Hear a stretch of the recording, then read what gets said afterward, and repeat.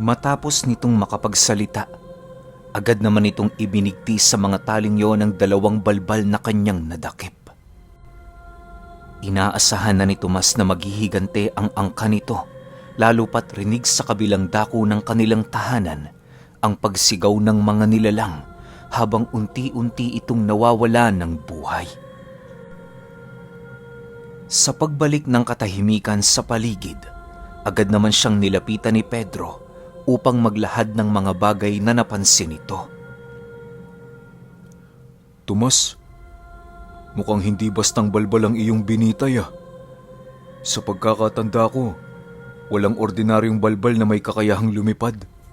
Kung meron man, maaaring kaparte ito ng mga balbal na sungiban. Seryosong wika ni Pedro.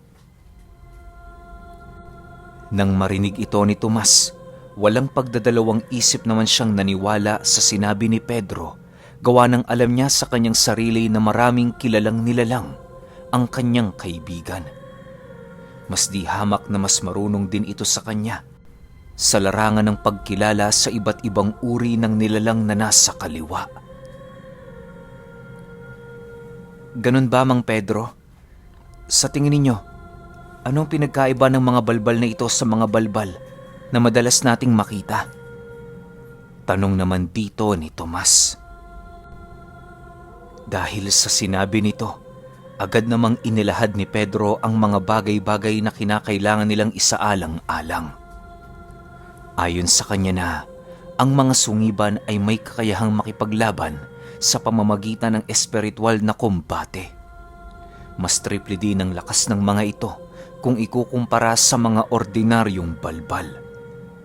Sa madaling sabi, ang sungiban ay kaparte ng mga balbal na nasa itaas na antas. Kumbaga, ang angkang yon ang namamahala sa mga ordinaryong balbal na patagong namumuhay sa mga kagubatan. Dagdag pa ni Pedro na lahat ng kakayahan ng mga ordinaryong aswang kaya ding gawin ng mga sungiban. Wala ding nilalang sa mundong ibabaw ang hindi nila kayang gayahin kung ito ay kanilang nanaisin. Matapos itong mapag-alaman ni Tomas, nagpasya siyang mas lalong palakasin ang kanilang mga pangontra sa buong paligid. Hindi na siya nag-alangang gawin ito sa kadahilanang mas lumalakas ng dihamak ang mga nilalang na yon sa pagsapit ng dilim. Habang papatalikod pa lamang ang araw sa kalupaan, abalang-abala naman noon sila Tomas sa paggawa ng mga pangontra sa paligid. Ang bakod ng kanilang tahanan noon ay pinalitan na nila ng mga bagakay upang mahirapang pumasok doon ang mga balbal kung sakali mang sumugod ito sa kanilang lugar. Maliban sa pagpapalit ng kanilang mga bakod, naglagay din sila Tomas ng mga dahon ng badyang sa bubong ng kanilang tahanan. Sa pagpatak ng 6:00 ng hapon, handa na nga noon ang kanilang grupo. Wala na silang ibang ginawa kundi ang maghintay sa paglusob ng mga balbal. Inaasahan nilang hindi palalampasin ng mga ito ang kanilang ginawa, lalo pat 2 sa uri nito ang nagawa nilang makitila ng buhay. Sa pagpapatuloy ng kanilang pagmamasid, bigla naman nilang nasipat ang kumpol ng mga panauhin na biglang lumitaw sa labasan ng talahiban. Nakatitig ang mga ito sa kinaroroonan ng bahay nila Tomas habang nananatiling walang imik. Maya-maya pa, paisa-isa nang naglakad ang mga ito patungo sa harapan ng entradang pinto ng kanilang tahanan. Karamihan sa mga panauhing yon ay nag-aangil habang ang iilan naman ay naghahabol ng kani-kanilang mga hininga. Sa paglalim pa ng gabi, muli itong bumalik sa looban ng talahiban na para bang meron itong gagawing hindi kaaya-aya. Hinayaan na lamang ito nila Tomas dahil wala naman sila doong magagawa.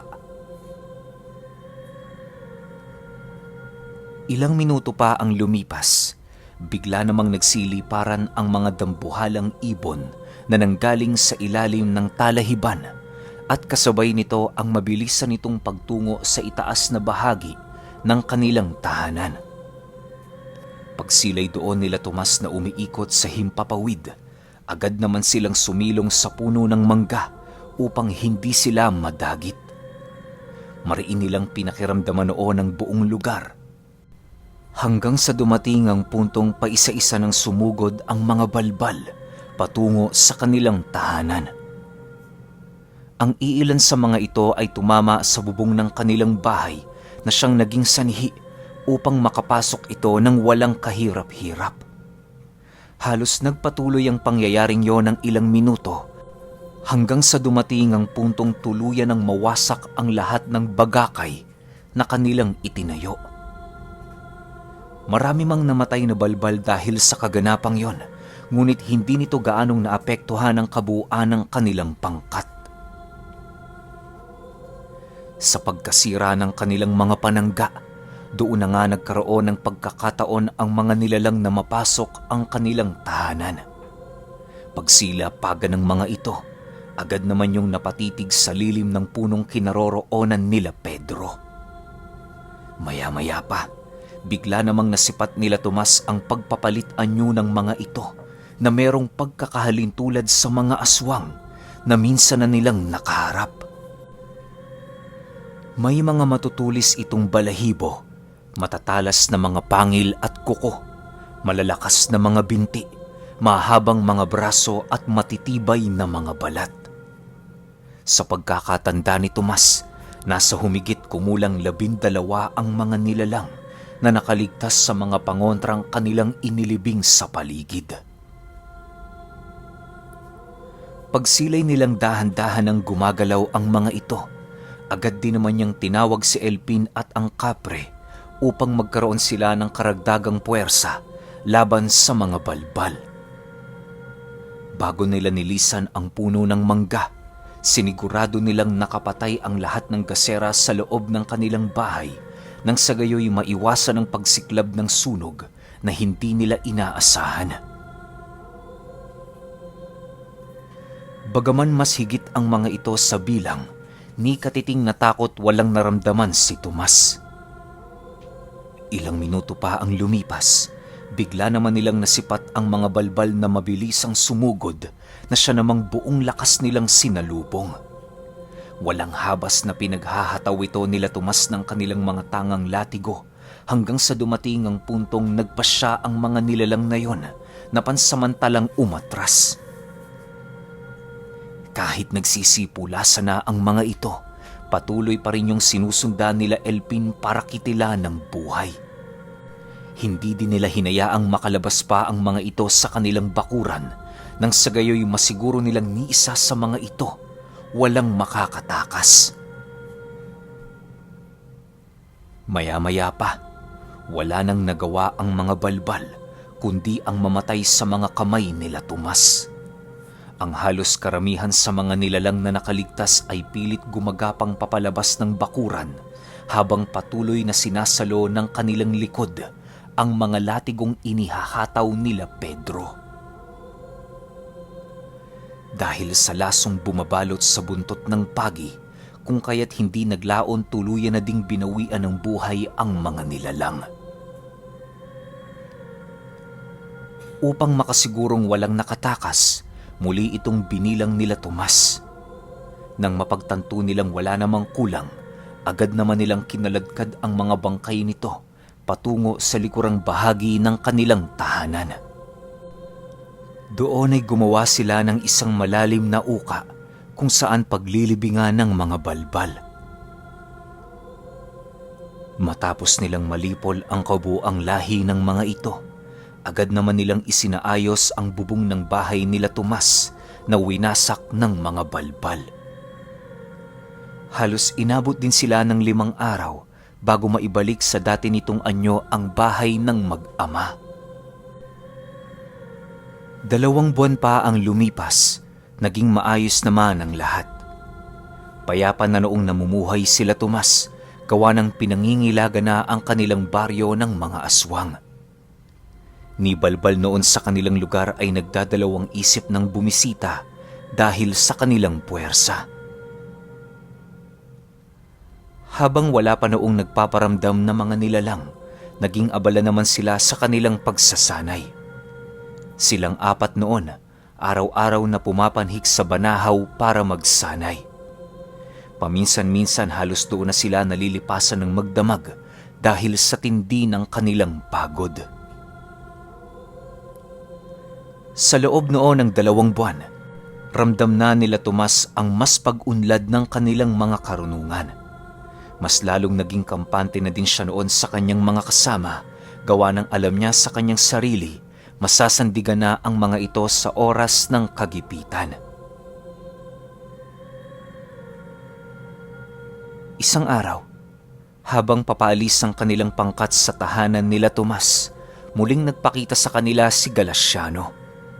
Subalit sa pagkakataong ito, meron itong kasamang isang mataas na lalaki na nakabalot ng telang itim ang kabuuang muka. May dala ding palakolang nilalang na yon at meron itong mga kadenang nakapulupot sa kanyang leeg, kamay at mga binti. Bagaman naagaw nito ang pansin nila Tomas, nagpatuloy pa rin sila sa kanilang paglalakad patungo sa bundok ng Banahaw. Hindi muna nila pinansin ang nilalang na yon sa kadahilanang may pinapakumpleto pa sa kanilang pagsubok ang matandang anghel.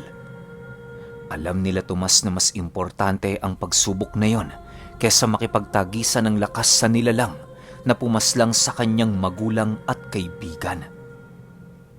Naniniwala din noon si Tomas na darating ang araw na magbabayad ito sa mga bagay na ginawa nito sa kanyang buhay. Sa pagpapatuloy ng kanilang paglalakad, muli na naman silang napatigil nang marinig nilang sumigaw si Galasiano. Hindi yun gaanong pinansin nila Tomas, bagkus ang ginawa nila titigan lamang ito. Nang hindi na maatim ni Galasiano ang pagbabaliwala sa kanya ng grupo ni Tomas, buong lakas naman niyang sinugod ang mga ito. Subalit bago pa man siya makalapit sa kinaroroonan ni Tomas, laking gulat na lamang niya nang bigla nitong salagi ng kanyang pag-atake sa pamamagitan lamang ng presensya. Galasiano! Huwag mo kaming piliting patayin ka ngayon! Umuwi ka na! Marami pa kaming gagawin! Hindi namin nahayaang masayang ang oras namin sa mga katulad mo! Wika ni Tomas habang patuloy na sinasalag ang pag-atake nito sa pamamagitan lamang ng ora. Nang marinig naman ito ni Galasiano, mas lalo pa itong nagpumilit na makipaglaban sa kanila. Subalit kagaya ng inaasahan, para siyang isang napakahinang nilalang na nakikipaglaban sa pangkat ng mga bathala. Halos hindi noon maisip ni Galasiano kung bakit sa loob ng maikling panahon ganon nakalakas ang kakayahang kayang ipamalas nila Tomas. Nang mapagtanto niyang hindi niya kakayanin ang pangkat nito, siya na mismo ang nagpasyang layuan ng grupo ng kanyang apo. Nang mapagtanto nila Tomas na umaatras na si Galasiano, agad naman nilang ipinagpatuloy ang kanilang paglalakad na parabang walang nangyari. Halos lahat ng mga nilalang noon na kanilang nakakasagupa ay walang kaide-ideya sa kung ano ang pagsubok ang pinagdaanan nila. Makalipas lamang ang ilang minuto, narating na nga nila ang rurok ng bundok Banahaw. Pagsilay nila sa matandang nakapatira pa sa lupa, minabuti nilang maupo sa tabi para magpahinga. Alam nilang nananalangin ito kung kaya't wala silang nagawa kundi ang maghintay. Tomas, hanggang anong oras kaya bago matapos ang kanyang pagninilay? Mahinang tanong ni Pedro habang nakatitig sa matandang anghel. Hindi ko alam, Mang Pedro, pero nasisiguro ko, aabutin dyan niya ng gabi bago matapos. Tara, magluto na muna tayo.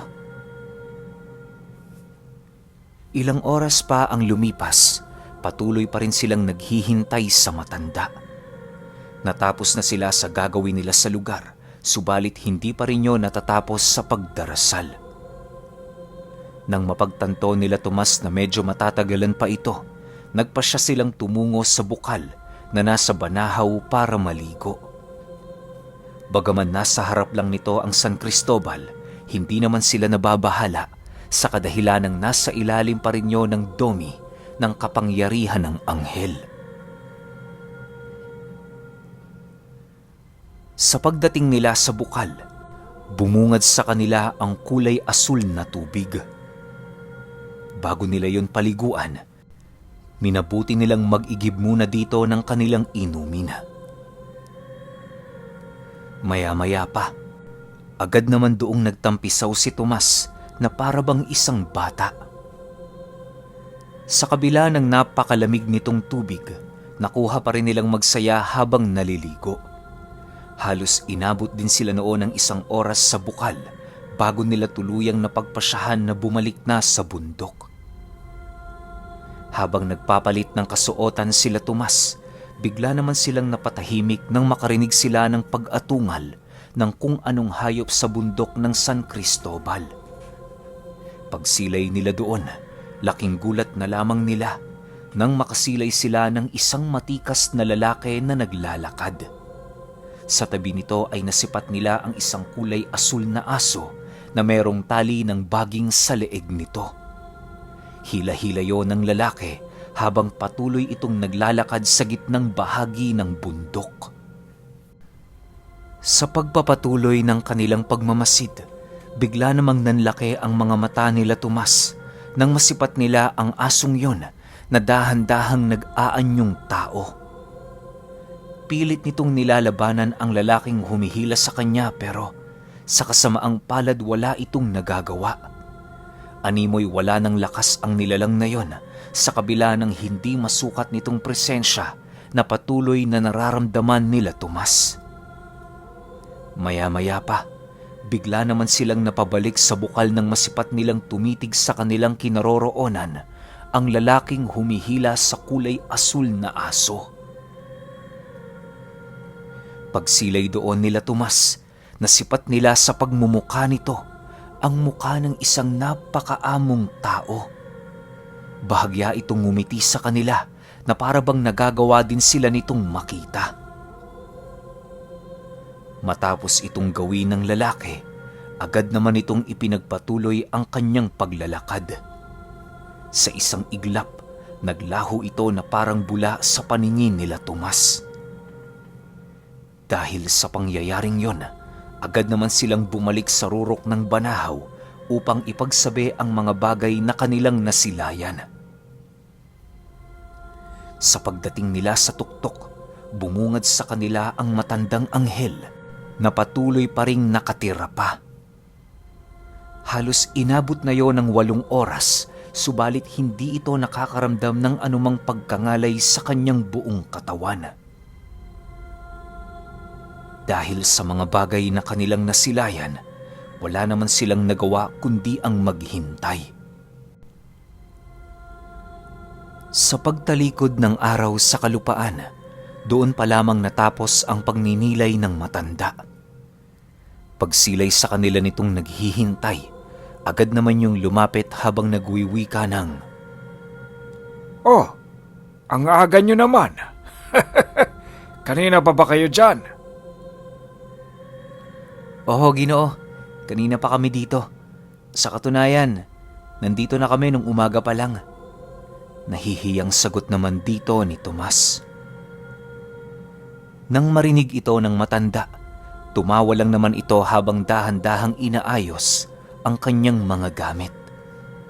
Pagsilay nito sa pangkat ni Tomas na handa na sa pinakahuling pagsubok, marahan namang kinuha ng matanda ang isang rosaryo na gawa sa mga malalaking tipak ng bato. "Sumasagisag sa 10 banal na kapangyarihan ang mga batong ito. Tanda ng huli ninyong pagsubok. Pumasok kayo sa lagusang lilitaw mula sa kawalan." Wika ng matanda habang dahan-dahang hinahawakan ang bawat batong ikinukumpol ng isang mahiwagang baging. Pagbitaw ng anghel nito sa ere, bigla naman yung lumutang at kasabay nito ang pagkabuo ng isang lagusang hindi nila malaman kung saan patungo.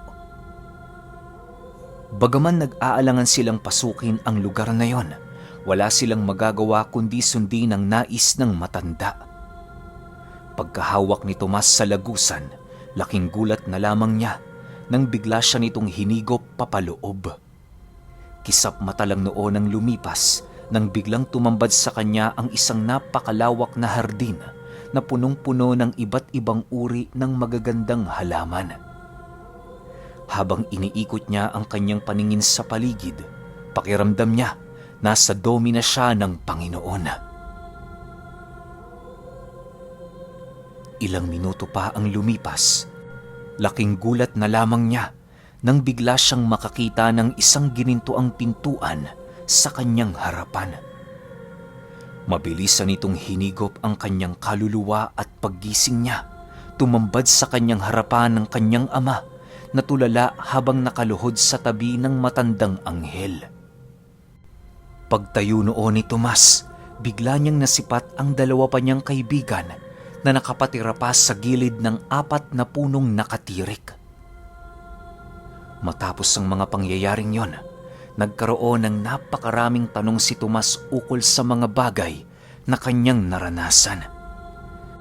Halos hindi niya kasi maintindihan kung bakit ito ipinakita sa kanya ng matanda.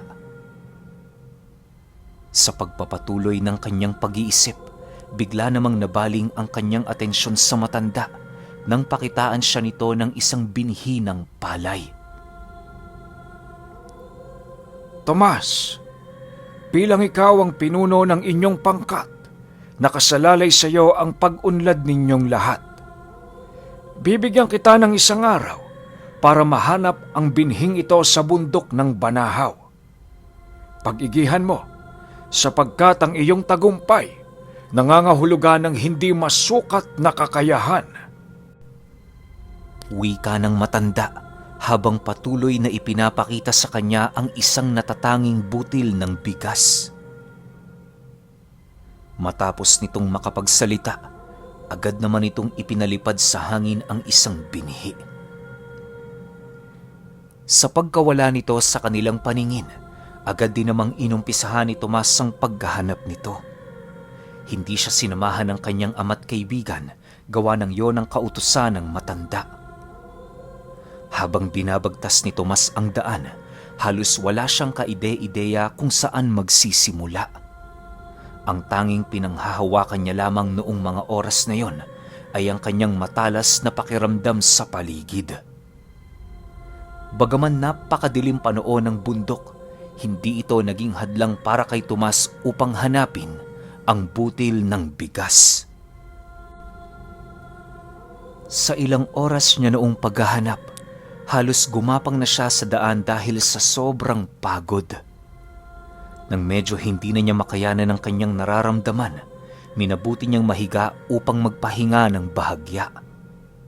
Paulit-ulit din niyang tinanong noon ang kanyang sarili sa kung ano ang kanyang gagawin, subalit bigo siyang makakuha ng kasagutan.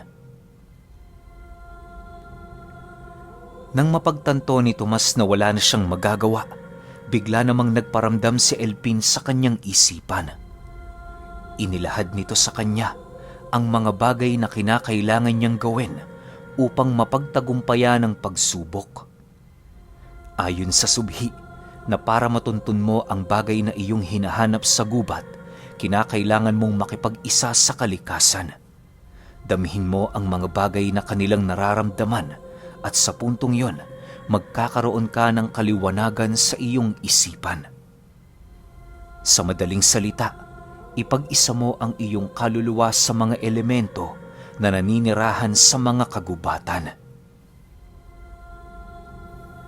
Matapos itong marinig ni Tomas, bigla namang napamulat ang kanyang mga mata upang subukan ang bagay na yon. Hindi pa naman siya noon kinakabahan kahit papaano, gawa ng alam niya sa kanyang sarili, mahaba-haba pa ang kanyang oras. Sa pagsapit ng umaga, patuloy pa ring naglilibot si Tomas sa bundok ng Banahaw. Iniiwasan niya noong magpahinga o kumain upang hindi mawala ang kanyang pagnanais na mahanap ang butil ng bigas. Sinubukan niya din noong sumuot sa mga masusukal na daan alinsunod sa sinasabi ng kanyang kutob. Ayon kasi kay Elpin, na sa sitwasyong yon, kutob lamang ang kanyang maaaring pagkatiwalaan. Yun lang kasi ang magbibigay sa kanya ng kasiguraduhan sa mga bagay-bagay na meron siyang pagdududa. Kinahapunan, nananatili pa ring naglilibot si Tomas. Ang tanging laman lang noon ng kanyang katawan ay tubig na kanyang naiinom sa bawat bukal na kanyang nadaraanan. Napakarami na din niyang galos sa katawan dahil sa sukal ng daan na kanyang pilit dinaraanan. Bagaman sumusuko na noon ang kanyang sarili, patuloy pa rin siyang lumalaban alang-alang sa kanyang paghahangad na mapaslang ang nilalang na pumatay sa kanyang ina. Ang mga dahilang yon ang nagbibigay sa kanya ng pagnanais na mapagtagumpayan ang anumang pagsubok na kanyang madaraanan. Sa pagpapatuloy ng paglalakad ni Tomas, tila ba nagkaroon na siya ng ideya sa lugar na kanyang binabagtas. Sa hindi malamang dahilan, bigla na lamang lumawak ang sakop ng mga bagay na kanyang nasisilayan. Pagsipat niya sa butil ng bigas na naroon sa tuktok ng Banahaw, dali-dali naman niya yung pinuntahan ng walang pagdadalawang isip. Habang nananakbo si Tomas, doon niya napagtanto na hindi totoong ikinalat ng anghel ang butil sa tagong parte ng bundok. Maaaring kaya nito inilahad sa kanya na hanapin ang butil sa kabuuan ng Banahaw ay upang magising ang kanyang natatagong kakayahan. Okay, grabe, sobrang angas naman nun. Akala ko nalabas na ni Tomas yung buong kapasidad ng balahibo ng anghel. Pero hindi pa pala. Pero ito na. Kasi nga, sabi ito sa episode na to, mailalabas na ni Tomas yung totoong potensyal ng kakayahan niya. Ano kaya ang magiging tagpo nila ng pinuno ng San Cristobal? Pahintay na lang ako ng 22. Sunod kagad natin yun. Yun lang. Salamat.